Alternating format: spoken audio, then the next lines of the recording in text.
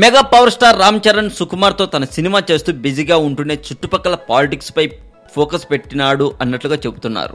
ఈ మధ్య రాజమండ్రి పరిసర ప్రాంతాల్లో ఈ చిత్రం షూటింగ్ జరుగుతుండగా తనను కలిసేందుకు వస్తున్న ఫ్యాన్స్తో తన బాబాయి జనసేన అధినేత పవన్ కళ్యాణ్కి సపోర్ట్ చేయాలని కోరుతున్నారట రామ్ చరణ్.